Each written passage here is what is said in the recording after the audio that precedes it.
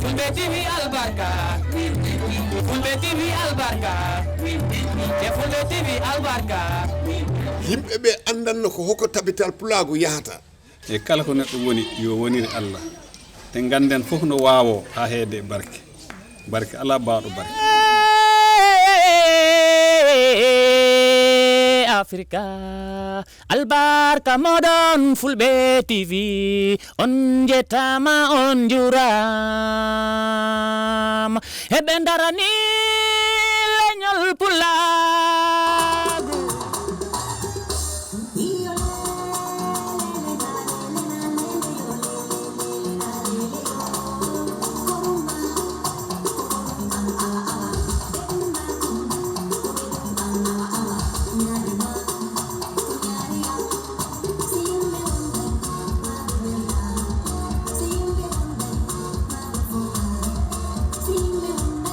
calmini goto fof inde mum yettode mum ko press conference noon kam e meeting la serti press conference o wodat suɓaɓe kaala wasko en garat fuɗɗo conference o press conference o ko idetoɗen tottu konngol woni hombo woni alhaji Omar Sampo Cissé tan Allah jetten Omar a jarama kam woni hoorejo mo gandanɗa hoorema kanko wonɗo nde fedde ha Allah waɗi siididem ari mo jikku hewɓe hande si keninama fedde si ittama ɗon tan goɗɗo totta tan lunduɗa fedde nde dani ɓaccani fedde nde ambo darani fedde nde ambo yiiɗi fedde nde mo holliran hanki ko yiɗno ko fedde nde na gasa sa kam ɓurta liggade hoorejo ɗum noon ko jirgu ko Allah hokki ɗum ne en jettiɗima e ɗo emi nattude tarika tabital pulagu miɗo salmina hoorejo meɗen ɗum woni hoorejo tabital pulagu ngal Gambia Alaji Sidi Dem e bureau muɗum ngo foof mi salmini ɗum mi weltanima ɗum mi du'anima ɗum miɗo salmina hooreɓe cate ɗe ittanama koyna ha katon kala mbo Allah yettini ɗo miɗo weltanima miɗo du'anima miɗo wiyama a jarama tampere on mbaɗani koye moɗon journaliste ji men bonɗi ɗo ɗi on jarama min beltanima on min du'anima on e rewɓe tawaɓe ɗo ɓe kala mi salmini on mi weltanima on e Mama Lamin no wini haala ka juutata ɗo e enen fof eɗen gandi tabital pulagu ko 2007 sosano e nder leydi Basse miro ngo oto immorno ko ɗum woni to mawɓe fulɓe Basse URR leyɗe jeeɗiɗi ɗe ko ɗe leyɗe jeeɗiɗi toɓɓino mbiyoɗi paala wadde darnat e tabital ngal gandanta daranto kala pullo simi wi noon kala pullo ko pullo fof ko pullo kala sifa pullo bonɗo he ley Gambia ko a ɓiɗɗo Gambiyana ko Gambia ñoɗiɗana ko a pullo tawa e ngal tabital Allah waɗi noon Allah walli minen ha min mbawi ɗum wadde e ballal hombo ɗum woni Alaji Honorable Bouba Bande Allah yurumeya foɗo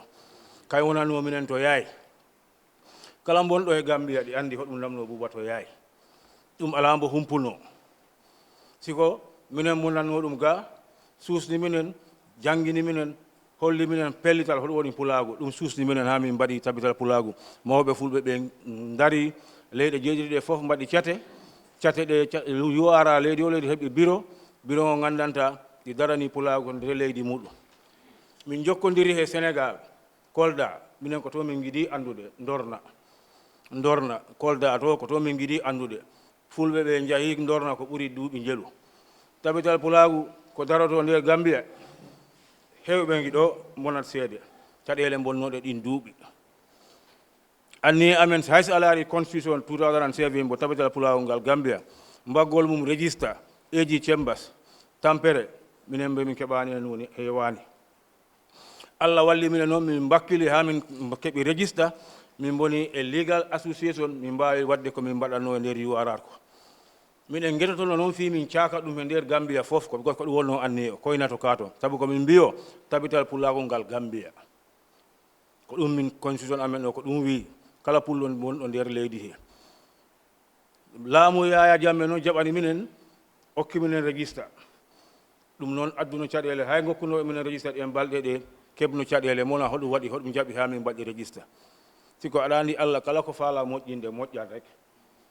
so min natti e nden tampere ha min cuusi min mbaɗi ko min pata min bakkili ha tabital ngal mayani min bakkili kala ha ɓiɓɓe fulɓe bonɓe dulaji liggoto hono GRTS ni e Mor Diallo en o sista mondo ɗo mbakkilino bete sabu kayen kala cuusno ɗi noddata minen programme ɗi to radio Gambia GRTS te on ɗin duuɓi so min noddanoma minen hoɓe liggodano Mamadou Maɗou wonano minen heede ga Alhaji Mamadou Maɗou kañ wonno heede ga kañ ɓurno ɓatto si min keɓino programme ji ko kañ noddannomi si mi noddama mi nodda ɗum wiya ɗum Alhaji Mamadou yahan en GRTS darana e mawɓe fulɓe dantambon ɓe en ɓattiɓe on to jawan sabu minen miɗen boɗɗi minen miɗen base immo noon waɗa ko ɗum yaha te kala min liggodi kankala ko mawɗo cuusnoɗo reedu because kankala with all the problems with all tabital pulago caɗele ngal min kemnoɗen Mamadou Maɗou minen liggodanno hulano kankala siko ɗi woodi yimɓe heewɓe fulɓe heewɓe surtout jannguɓe kayen fof cuusano nattude tabital pulago cuusano nattude because of on ko wonno e leydi he ko because wona Yaya Jammeh wonno probléme o ko bonnoɓe takka Yaya Jammeh ko ɓen bonno probléme o nde Yaya Jammeh andi ko tabital pulago ko darani min puɗɗi heɓde jam he leydi he siko ɗo e andunode an tawa hay goto suytano because ala ko min naɓama NIA min joɗɗinama toon ala ko ɗum min mbaɗaka te minen ko leñol amen no min darani no ɗiɗa leƴƴi boniri keɓiri rayit ni minen kala ko noon keɓirɗen rayit daranoɗen leƴƴi leñol meɗon ngol te tabital pulago minen URR min jottanoki heede gaade siko kala bonnoɗo URR anduno hom tabital ngal waɗi he nder leydi URR ligge moƴƴe ɗe fulɓe ɓe mbaɗi e nder URR sabu enen fof eɗen gandi eɗen nana ɗi disastaji 2006 2007 enen piwi en nanno disasta mbannoɗo nder Gambia surtout minen URR te tabital ngal ko ligge ɗe mbanno ɗon ɗe Allah tan wata ɗumen yobde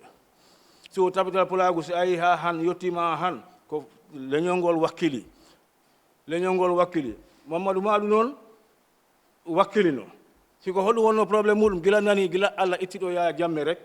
Mamadou Maɗou yahi waɗo registre hoore mum tabital pulago ngal international nde mbaɗo waɗo registre tabital pulago ngal international min mi nanano ɗum law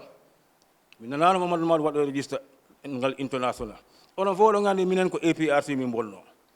minen e Yaya Jammeh liggodanno ɓayti Adama Barrow wini Mamadou Maɗou yahi eji cemmas waɗa registre wiya a watta registre already tabital pulago ngal Gambia ɗi tami kaytol ha pari gokki ɗumen kaytol te min mbawtagol kaytol wadde min mbawta jabtude ɗumen kaytol ngol min mbaɗa on registre wiyo awan waɗi registre waɗa registre tabital pulago ngal international te enen fof eɗen gandi kala bonɗo ɗo jannguɗa janggani aɗa andi tabital pulago international ko gotal ɗum woni ngal manggal ngal aduna o fof rendi suuɓi hoorejo suuɓi biro ɓen tan bonta tabital pulago international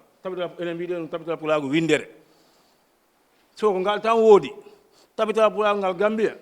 mbanga registre 2007 he mbanga registre 2019 wona hunde wotere wawta wonde hunde wotere min Mamadou Maɗou ko minen liggodanno hay ko yahata Cameroon ñalande nagge nde ko arti ko addu certificat ɗo ha Manta Diankunda tawani kam ɗon tawa min miɗo ari Banjul mbi ɗum no accu ɗum ɗo ɗo banta amen ɗo tawa ɗon fulɓe ɓe okka ɗumen mi ari yan gokka kam kayitol ngo waɗi noon yahi ɗon tawi ɗon kawa amen okki ɗumen kayitol ngo ha joɗin kayite miɗen tami ɗumen so ko kañ serti ko kañ itti hoore mum ga tabital pulago ngal Gambia siko goɗɗo ittani ɗum de te kala ko mbiɗoma ligganaki tabital pulago ngal Gambia min Omar Sonko mbimi mi jaɓani Mamadou Maɗou ligganima tabital pulago ngal Gambia minen fof bonno bureau woto ngo fanare wotere nde e anniye goto siko si Allah wayli laamu addi Adama Barrow ɗum fotani firtude tabital pulago ngal foti waylo fotani tabital pulago ngal ko gotal tan ko leñol ngol tan wiyani hay hunde wotere wiyani politique wiyani hay hunde so ko ɗum palami torade yimɓeɓe Gambia naɓe ganda tabital pulago gotal woodi ɗo tabital pulago windere noon minen ɗum wona probléme sidi hoorejo siidi he minen kala jiɗɗo pullo wat soses bureau maɗa ligganoɗa fulɓe ɓe siko tabital pulago ngal ko ngal gotal miɗo tori ɗumen mbaɗa fi Allah surtout hono yimɓe dantangi hen ɓen 2019 ɓen tawano he o congress ɓen cuɓi Sidi Dem ɗinin ɗo jooɗi 2019 congress mbaɗɗo independence stadium o ko han mbiyoɓe Sidi Dem waɗi ni ko ɓe cuɓi Sidi Dem ko ɓe gaddi Sidi Dem kolli leñol ngol Sidi Dem on tumata anniyeji mumen ɗi fof ko gotino si Allah sertindini anniyeji sengo politique siko fotani sertinde anniyeji ɗe ko Allah ko waɗi ko leñol ɗum woni leñol ngol ko enen tan kala to mbawɗa wonde he Gambia kala to mbawɗa wonde aduna pati mo bonɗa o tawtu on pati ɗum torimi fulɓe Gambia wonde pati mo bonɗa ɗo siko leñol ngol kay monen nene goto wala goto liggano ɗen fulɓe ɓe sabu en Sidi Dem wiyani kono hay ko Sidi Dem si wi wawta sabu constitution mo sidi dem tami o on ko pullo tan pullo o kala ko pullo wi sidi dem liggo date maɗa kala ɗo caɗele boni sidi dem immoto liggano ma bonɗa NPP o bonɗa APRC o bonɗa GDC o sikko a pullo sa heɓi caɗele sa heɓi fanare ne sidi dem foti daro sidi dem darantoma so ko ɗum palami torade fulɓe Gambia hono yimɓe dandami ɗo nana ɗumen e forum ji minen noon min lepta e forum ji ko heewi siko no mbat fi Allah woti no jejjit hanki ka en daranino tabital pulago mbiyo ko ngal woni ngal gonga mbiyo ko ngal tabital woni tabital gonga sabu ngal ida société nder Gambia hansi anani eɗen mbiya tabital Mamadou Mad waɗi tabital pulago wono minen simin kullo tabital pulago sakotono tabital pulago heɓotano ko tabital jelu puɗɗano nder Gambia ɗo tabital jelu pulago puɗɗano nder Gambia ɗo siko hoto kaaɗi ko mbaɗa prix para rek kuli mboppi enen fof eɗen manti ɗum ɗo enen fof eɗen manti ɗum ɗo hoɗum wanno min keɓi caɗele because ko politique o wanno ha min keɓi caɗele because wiya Buuba wona ko anti Adama Barrow e ko anti Yaya Jammeh ko ɗum wanno wiya tabital pulago ngal addi caɗele wiya minen ko minen Buuba ko ɓiɗɗo amen ko minen liggotani ko ɗum wande heɓi caɗele siko Allah ko kala ko wattako ɓe gena Yaya Jammeh andi ko gonga tabital pulago ngal ko fi leñol fulɓe nangi tabital pulago ngal ha tiri Mamadou Madou wona minen jaadi noddi minen to ɓattene min kawro e Kañillay lamde Mamadou Madou hombo wonno kewɓe moɗon ɗo jaano Kañillay minen fof min kawri toon gesa Yaya Jammeh ko Yaya Jammeh no wonno président siko on tuma nanno tabital pulago gongal e nder Gambia on tuma ko minen tan cuusanno haalde fi fulɓe mona hunde wote nder Gambia on tuma yimɓe hewɓe giɗo cuutano haalde lewɓe ɗo ɓe fof han cuutano haalde fi tabital pulago because ɗi woodi woɓɓe sakkinoɓe Yaya Jammeh ɓen tanamumen fof ko enen fulɓe ɓe bona nene goto baba goto ko ɗum wanno kuli ko kulno en tan ma kiri en Mamadou Mawlo ɗon min liggodi ko kañ ari noddi kam wi kam miɗo faalaji hen Kañillay mi ɗum aɗa faala Kañillay wi ɗum ha aɗa faalaji hen Kañillay wiya mbi ɗum consider e don en jaha Kañillay sabu ko leñol ngol nafta en ni wona Yaya Jammeh ɓayde a wi ini a tawa mawɓe fulɓe a wino en jaha Kañillay en jahat min jahi noon te ɗum aduna fof yino ɗum GRTS mi ɗo tami record jiɗi haajo so yahi GRTS mbawma hollude kasida te on ñaa hoɗum haaldano ɗon wiya ko Mamadou Mawɗo wonani en hakkunde meɗen te to leey Omar Sompo woni hoorejo tabital pulago Ba Ilo woni mawɗo fulɓe nder Gambia fof Mamadou Mawɗo dari ha haali hen so hoɗum foti addude probléme ji o fi leñol voluntary service hambo heɓatani Sidi Dem hambo heɓatani Ceerno Mbaalo hambo heɓatani Alaji Koli ko fi leñol ngol mbiɗen so mbaɗe fi Allah enen kooliɓe ko enen ko fulɓe ɓe daraniɗen nangen ɗo nanguɗen ɗo kala wonno Allah woɓɓe ɗi majji han siko janngo wonno ɓe Allah waɗata ha jiya ganda gonga waɗa woni ɗo tawta gonga o te leñol ngol no wona forcé wiya ko leñol wiya so a yiiɗi mbaɗana hoorema mbiɗa noon hunde wote so waɗanani hoorema a waɗanoya goɗɗo jirgol hoore mum noon sikkani ko gañangol goɗɗo so miɗo weltani o miɗo du'ani on tabital pulagu no mbimi ni ɗi woodi bonnoɓe o biro ko ɓe cuɓɓi Sidi Dem hoɗum han itti ɗumen e ɓaawa Sidi Dem hoɗaɗi kala Sidi Dem goɗɗum ka en gandi ɗa on interest ka en gandi hoɗum woni hoɗum jii hoɗum paala te enen hona ɗum paaleɗen enen ko mbiɗen Gambia tabital fulɓe Gambia kala pullo bonɗo Gambia enen ko ɓen mbiɗen en mbiyani o ko ɗum o ko ɗa enen ko mbiɗen fulɓe ɓe kala ko nafata en enen ko ɗum mbiɗen te en mbawta wonde ala wawta wonde e ndi leydi mbiya a liggota e laamu constitution meɗen o ɗi haali ɗum ha laaɓi ñande noddami e naye ko ɗum mbiɗumen yo minen komin association minen ndaare constitution amen o minen min mbi kala laamiɗo ko on min liggotta te haajo ko ɗum won ɗon Sidi Dem wawta ɗum waylu ko enen mbawta ɗum waylude te han kala laamiɗo ko on liggotten ho e mbawa wonde e ndi leydi en liggodani e laamu e mbawat so ko ɗum woni gonga kala laamiɗo si Sidi Dem yahi to Adama Barrow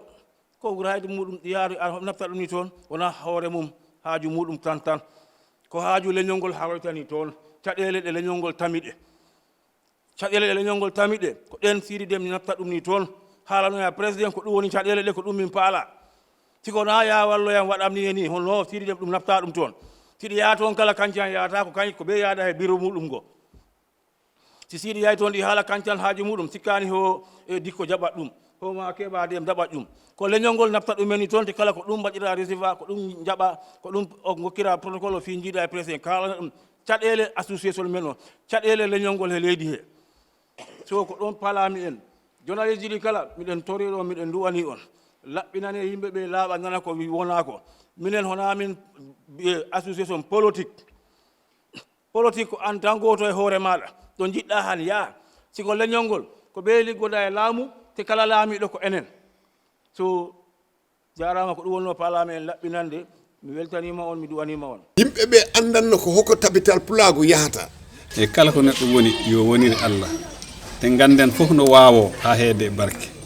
barke ala baaɗo barke Africa